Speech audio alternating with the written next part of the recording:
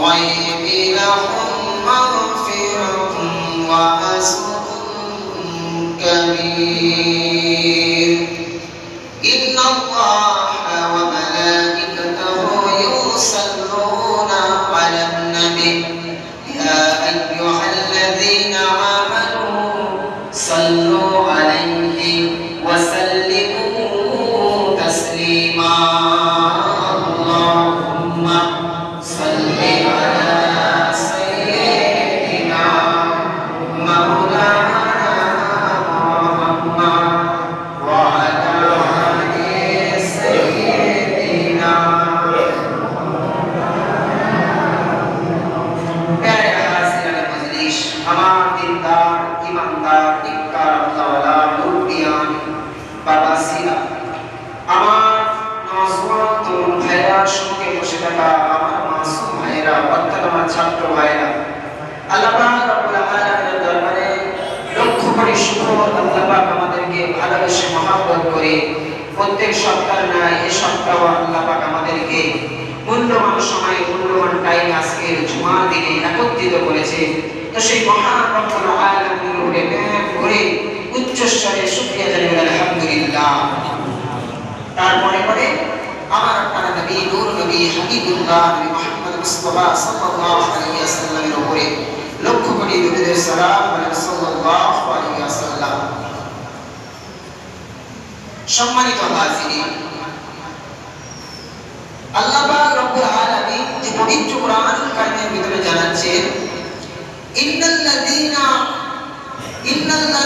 আবশারনা রাব্বাহুম বিল গায়বি লাহুম মাগফিরাতুন ওয়া আজরুন কাবীর আল্লাহ পাক বলছেন নিঃসন্দেহে যে সমস্ত লোক অর্থাৎ যে সমস্ত আমার বান্দা বান্দীরা আমি আল্লাহ আমাকে না দেখে তারা আমাকে না দেখে ভয় করে আমাকে না দেখে তারা ভয় করে অর্থাৎ না দেখে আমি আল্লাহ আমাকে অনুসরণ করে ইত্তেবা করে আমি রব্বুল আলামিন তাদের জন্য মাগফিরাত এবং তাদের জন্য একটি বড় পুরস্কার তাদের জন্য রেখে দিয়েছেন জয় বলেন সুবহানাল্লাহ তো রব্বুল আলামিন আল্লাহ পাক আমাদের প্রত্যেককে পৃথিবীর জমিনে পাঠিয়েছেন আল্লাহ পাক বলেছেন বান্দা বান্দা পৃথিবীর জমিনে সবই করো তোমরা ব্যবসা বাণিজ্য সব করো কিন্তু আমি আল্লাহ যখন একবার করে ডাক দেব তোমরা আমার কাছে এসে একবার করে হাজির হবে আজকে কিন্তু মূল আলোচনা হবে সেটি হলো জন্মগিরি মাকে নিয়ে আজকে সম্পূর্ণ আলোচনাটি হবে তো আল্লাহ পাক আমাদেরকে পাঠিয়েছেন পৃথিবীর জমিনে আল্লাহ বলেছে বান্দা তোমরা সবই করো কিন্তু আমি আল্লাহ আমাকে ভয় করো অর্থাৎ আমাকে আমি যখন আল্লাহ ডাকবো তোমরা একবার করে এসে আমার কাছে হাজির হবে আল্লাহ পাক রব্বুল আলামিন পবিত্র কোরআনুল কারীমে বলেন বিসমিল্লাহির রাহমানির রাহিম ওয়া মা খালাকতুল জিন্না ওয়াল ইনসানা ইল্লা লিয়াবুদুন জোরে বলেন আল্লাহু আকবার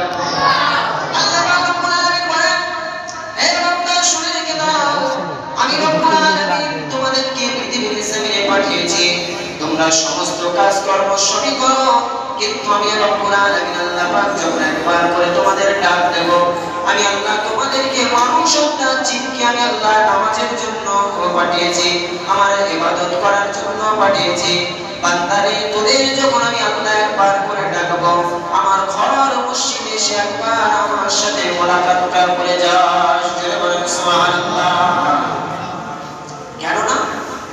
কেননা আল্লাহ পাক রব্বুল আলামিন কিয়ামতের ময়দানে সকলকে ধরবে কারো ছাড় দেবে না যত বড় অর্থশীল হোক যত বড় হাফেজ হোক কারি হোক মাওলানা হোক মুফতি হোক দানশীল হোক যত বড় এমপি এমএলএ যে হোক বিচারক হোক মাস্টার হোক ডাক্তার হোক যে হোক আল্লাহ পাক রব্বুল আলামিন বলে বান্দা পৃথিবীর জমিনে তোরা ক্ষমতার জোর কেউ দেখাবে না ক্ষমতা অহংকার কেউ করবে না ক্ষমতার জোর কেউ দেখাবে না অহংকার যদি করতে হয় একমাত্র আমি আল্লাহ বলবো কেননা বান্দা তুই পৃথিবীর জমিনে অহংকার দেখাবি ক্ষমতা দেখাবি কিন্তু কিয়ামতের ময়দান সে জায়গায় আমি আল্লাহ হুঙ্কার দেব কিয়ামতের ময়দানে আমার আল্লাহর নাম হবে ইয়া আল্লাহ ইয়া আল্লাহ। আল্লাহ পাক পবিত্র কোরআনুল কারীমে বলেন লিমানিল মুলকুল ইয়াউম লিল্লাহি ওয়াহিদিল কাহ্হার। আল্লাহ পাক রব্বুল আলামিন সেদিন কিয়ামতের ময়দানে ডাক দিয়ে বলবেন আয় আবু জাহেল, আয় নমরুদ, আয় ফিরাউন, আয় শাদ্দাদ, পৃথিবীর জমিনে আমি তোদেরকে অর্থ দিয়েছিলাম, তুই ক্ষমতা দেখিয়েছিস, জোর দেখিয়েছিস, আয় আমি আল্লাহ আমার সামনে আজকে তুই ক্ষমতা দেখা, আমার সামনে তুই আজকে জোর দেখা। আল্লাহ পাক ওই সমস্ত নাম ধরে ধরে ডাকবেন আর আল্লাহর সেদিন নাম হবে, আল্লাহ পাক সেদিন নাম হবে ইয়া আল্লাহ ইয়া কাহ্হার। সেদিন আল্লাহর অন্তরটা পুরো কঠিন হয়ে যাবে, পুরো কঠিন, কারোর কথা আল্লাহ পাক নেবে না, একমাত্র আমার হাবিবুল্লাহর কথাটা আমার আল্লাহ সেদিন শুনবে। জয় বলেন সুবহানাল্লাহ। সম্মানিত হাজিরিন, তাসের মূল আলোচনায় ফিরে আসি যে মাকে নিয়ে আলাদা আলোচনা করার উদ্দেশ্য আগে আমরা পৃথিবীর জমিনে এসেছি প্রত্যেকে মা অর্থাৎ বাপের মাধ্যমে, আব্বা জান অর্থাৎ আম্মা জানের মাধ্যমে আমরা পৃথিবীর জমিনে আল্লাহ পাক আমাদের ওসিলায় আমাদেরকে পাঠিয়েছেন। তো জনম দুঃখিনী মা কত মূল্যবান জিনিস। অনেক ছেলে আছে পৃথিবীর জমিনে, অনেক, তারা মাকে ভাত দেয় না, মাকে দেখে না। এমন অনেক ছেলে আছে মায়ের গায়ে হাত তোলে, মায়ের গায়ে হাত তোলে। কিতাবের মধ্যে পাওয়া যায় যে ছেলেটা মাকে দেখে না, মায়ের গায়ে হাত তোলে, সেই ছেলেটা লাইলাতুল কদরের নামাজ পড়লেও কোনো কাজ হবে না, লাইলাতুল কদরের নামাজ পড়লেও সেই বান্দাটার কোনো কাজ হবে না, কেননা মা এত মূল্যবান জিনিস।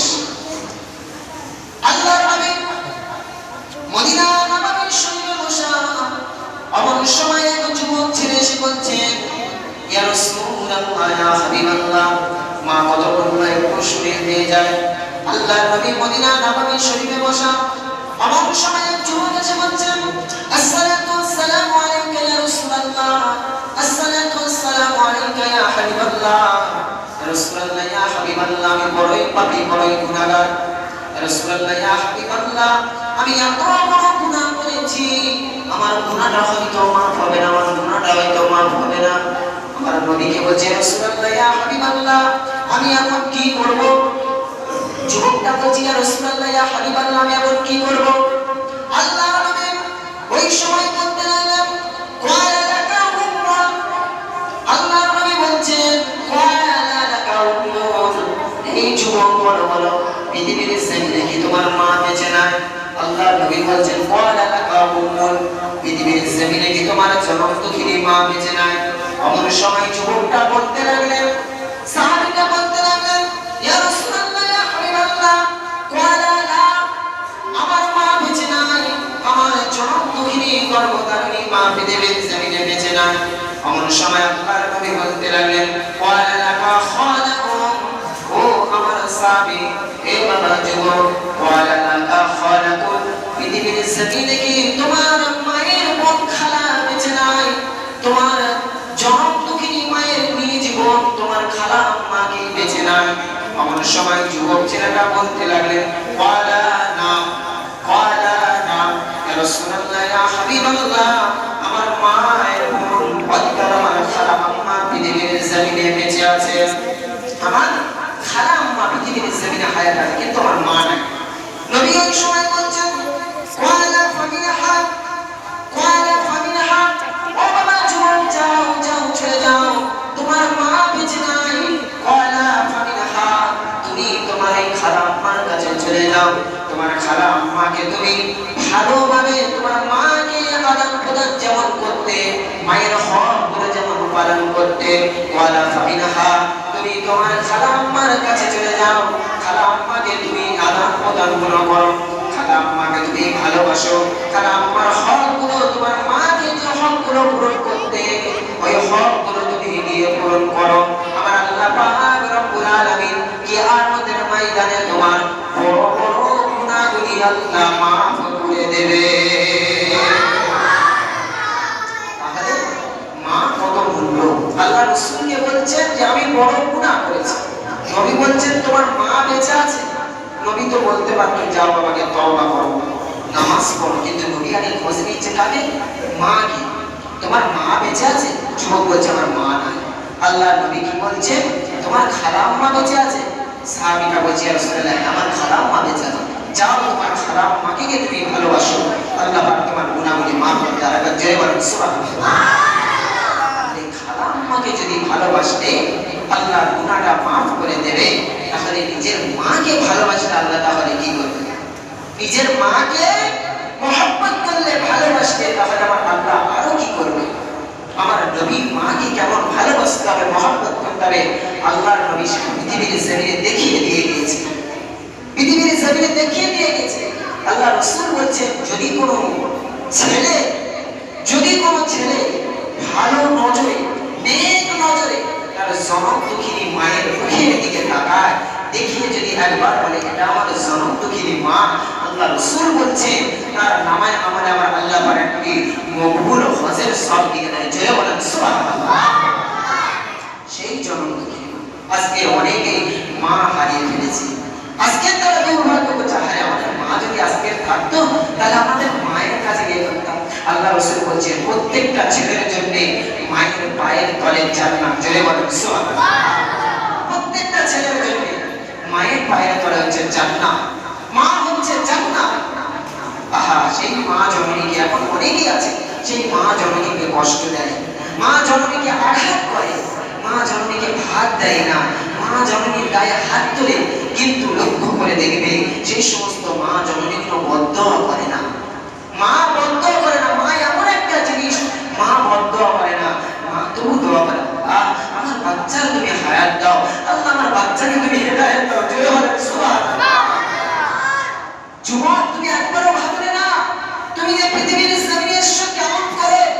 তুমি যখন তোমার মায়ের গর্ভে ছিলে, কিতাবের মধ্যে পাওয়া যায় যখন সন্তান মায়ের গর্ভে থাকে তখন মায়ের যে বাচ্চার ঘরটা যখন ছোট্ট একটি ঘর, ওই ঘরের ভিতরে বাচ্চা থাকতে থাকতে থাকতে থাকতে যখন বড় হয়ে যায়, 10 ইঞ্চি হয়ে যায়, বাচ্চার ঘরটা যখন 10 ইঞ্চি যখন হয়ে যায়, বাচ্চাটা যখন 10 ইঞ্চি হয়ে যায়, আর যে সমস্ত ডাক্তাররা ওনারা বলছেন মায়ের যে গর্ভে যে বাচ্চার ঘরটা দেখো মাত্র 10 ইঞ্চি, হ্যাঁ ওই 10 ইঞ্চি ঘরটার ভিতরে বাচ্চা যখন বড় হয়ে যায়, ধীরে ধীরে ধীরে ধীরে বাচ্চা যখন 11 ইঞ্চি হয়ে যায়, তখন বলে বাচ্চাকে বাচ্চার ওই পা দুটো মায়ের যেখানে যে কলিজা আছে, কলিজার তলার কাছে বাচ্চার পা দুটো রেখে দেয়, আর বাচ্চা যখন নড়াচড়া করে বাচ্চার ওই পাটা গিয়ে মায়ের কলিজায় আঘাত হতে থাকে। সেই মায়ের গর্ভে থেকে তুমি পৃথিবীর জমিনে এসে আজকের সেই মাকে তুমি ভুলে গেলে, আজকের সেই তুমি বাপকে ভুলে গেলে। আল্লাহ রাসূল বলছেন কিতাবের মধ্যে পাওয়া যায়, নবী বলছেন প্রত্যেকটা ছেলের জন্য পিতামাতার হক আদায় করতে হবে। আর পিতামাতা ইন্তেকাল হয়ে যাওয়ার পরে তবুও প্রত্যেকটা ছেলের হক আছে, সেই হকগুলো আদায় করতে হবে। আল্লাহ রাসূল বলছেন অন্তত প্রত্যেকটা ছেলে জুমার নামাজ পড়বে, সপ্তাহে একদিন কবরস্থানের কাছে গিয়ে মা বাবার কবরটা জিয়ারত করবে। হাদিস আল্লাহ রাসূল বলছেন মান যারা কবরা আবাইহি আও আহাদিহিমা ফি কুল্লি জুমাআতিন গফিরা লাহু ওয়া কুতিবা মাররুন। আল্লাহ নবী বলেন প্রত্যেকটা ছেলের জন্য পিতা মাতার হক ওদের উপরেও থাকে। যখন পিতা মাতা ইন্তেকাল হয়ে যাবে প্রত্যেকটা ছেলে যেন জুমার নামাজটা পড়ে মাত্র সপ্তাহে একটা দিন যেন তার মা বাবার কবরটা জিয়ারত করে। এটা হলো ওদের উপরে হক, পিতা মাতার হক। আরো 5টা হক আছে। পিতা মাতা ইন্তেকাল হয়ে যাওয়ার পরে ছেলের উপরে আরো 5টা হক আছে। 5টা হক কি? 1 নম্বর হক হলো ছেলেকে হাত তুলে রব্বুল আলামিনের কাছে দোয়া চাইতে হবে মা বাবার জন্য। আল্লাহ পাক কোরআনে বলেন রব্বিনা হামহুমা কামা রাব্বায়ানি সগীরা। বান্দা তুমি তোমার পিতা মাতার জন্য এটা বলে বলে দোয়া করো, আমি আল্লাহ দোয়াটা কবুল করে নেব। এটা শুধুমাত্র ওই পিতা মাতার জন্য দোয়া। আল্লাহ রাসূল বলেন ওই ছেলেটার 1 নম্বর হক হলো 5টা হকের মধ্যে 1 নম্বর হক হলো ছেলেটাকে হাত তুলে দোয়া করতে হবে। আর দ্বিতীয় নম্বর হলো ওই ছেলেটা মা বাবার জন্য, মা বাবার ইন্তেকাল হয়ে গিয়েছে, ভাবলো আর কিছু করা যাবে না, জলদি সে একটি বড় গরু নিয়ে আসবো, বিরিয়ানিটা ভালো করে করে দেবো, আর কোনো কাজ নাই। না না না, নবী বলেন কিতাবের মধ্যে পাওয়া যায় ওই ছেলেটাকে সদকায় জায়গা করতে হবে, দান সদকা বেশি বেশি মাতার জন্য বারে বারে করতে হবে। আর সারা জীবন যতদিন ছেলেটা বেঁচে থাকবে ওই জনন্তকিনী মায়ের জন্য দোয়া করতে হবে। দুটো হয়ে গেল, আর তিনটে বলে শেষ করবো। তিন নম্বর হলো মা বাবার জন্য ইস্তেগফার বেশি বেশি করা, আল্লাহ রাব্বুল আলামিনের কাছে ইস্তেগফারটা বেশি বেশি করা। মা বাবার জন্য ছেলে পৃথিবীর জমিন থেকে বেশি বেশি ইস্তেগফার করলে আমার আল্লাহ সেটা কবুল করে নিয়ে মা বাবার কবরের আযাবটা আমার আল্লাহ মাফ করে রাখে। চার নম্বর হলো মা বাবার যারা আত্মীয় স্বজন আছে, অর্থাৎ মা বাবার যে আত্মীয় স্বজন গুণ আছে, পাড়া প্রতিবেশী যারা আছে তাদের সাথে ভালো ব্যবহার করা, বন্ধু বান্ধব যারা আছে তাদের সাথে মা বাপ যেমন ব্যবহার করতো, যেমন তাদের সাথে ওঠা বসা করতো, তাদের মধ্যে পাওয়া যায়। চার নম্বর হলো ছেলেটাও তাদের সাথে অমন ভাবে আলাপ আলোচনা করতে হবে, তাদের সাথে অমন মিল রাখতে হবে। পাঁচ নম্বর হলো তাদের মধ্যে পাওয়া যায় মা বাপ যারা বেঁচে আছে, অর্থাৎ তাদের দাদা হোক, দাদি হোক, চাচা হোক, চাচি হোক, ভাই বোন যারা আছে, ওই ছেলেটার 5 নম্বর হক হলো মা বাবার যারা বেঁচে আছে তাদের সাথে ভালো ব্যবহার করা। এই 5টা কাজ মা বাবা ইন্তেকাল হয়ে যাওয়ার পরে এই 5টা কাজ করতে হবে। আর কবরটা প্রত্যেক সপ্তাহে একবার করে জিয়ারত করতে হবে। এই কটা মুহূর্তের পর হক। আর যাদের এখনো যাদের মা বেঁচে আছে, যাদের পিতাগুলো বেঁচে আছে, তারা ফিরে আসবে। সেই মায়েরকে তুমি 10 বছর কথা বলবি, 5 বছর, 3 বছর কথা বলবি, কিন্তু সেই জনন্তকিনী মায়ের পার কাছে গিয়ে একবার পাটা ধরে বলো, মা আমাকে মাফ করে দাও, আমি ভুল করে ফেলেছি। আল্লাহর কসম, সেই মাটা সঙ্গে সঙ্গে চোখ থেকে ঝরঝর করে পানি ফেলে বাচ্চার কপালে চুমু দিয়ে মাফ করে দেবে। জোরে বলেন সুবহানাল্লাহ। আমি বলছি যারা মা এখন বেঁচে আছে মাকে সম্মান করবেন, মাকে ইজ্জত করবেন। আল্লাহ পাক এই সমস্ত যারা আজকে এসেছে এদেরকে প্রত্যেকের মা বাবার হক পালন করার তৌফিক দাও। তার সাথে সাথে আমি গুনাহগার, আমাকেও পালন করার তৌফিক দাও, মা বাবাকে ভালোবাসার তৌফিক দাও।